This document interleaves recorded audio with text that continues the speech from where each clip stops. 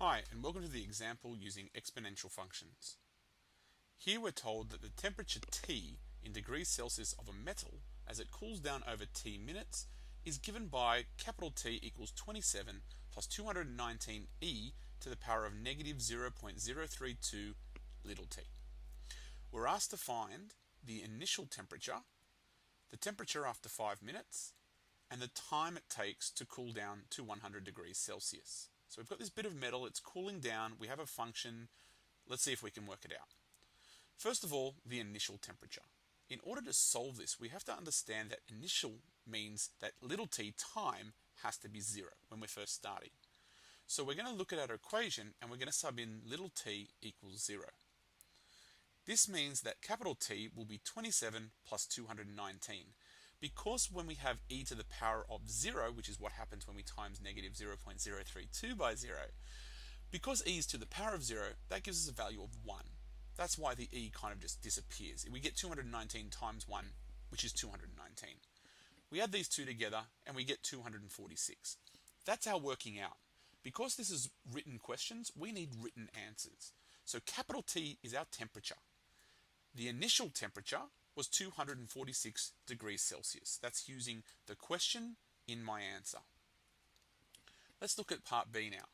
We want to know the temperature after 5 minutes. This means we want to let little t be 5. So we go to our equation and we sub in little t equals 5. This is going to be a calculator's question. It goes straight into your calculator as it is. So t is 213.6. This means that our temperature after 5 minutes was 213.6 degrees Celsius, a written answer for a written question. Finally, we're asked to work out the time it takes to cool down to 100 degrees Celsius. So we've got this metal, it's cooling down, and we want to know when does it get to 100 degrees.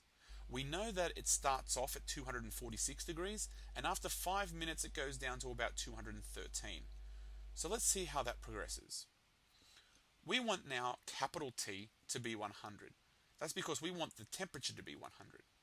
Subbing that into our equation, we're now going to need to rearrange this for little t. To begin with, I'm going to start off by subtracting 27 from both sides. This means that 73 will be 219 times e to that power. Next up, I'm trying to get t by itself. I'm going to divide both sides by 219. And I'm going to leave it as a fraction because it makes it easier to write instead of having a decimal in my question, in my working out. Next up, in trying to evaluate for t, I can write this particular function as a logarithm. E is the base, 73 over 219 is my argument, and my power, the negative 0.032 t, will be my answer. So this can be written as log base e of 73 over 219 equals negative 0.032 t. The only thing left to do to solve for t is to divide both sides by that negative 0.032. Now when we want to put this into our calculator, we can actually use the natural log button, which is your ln button.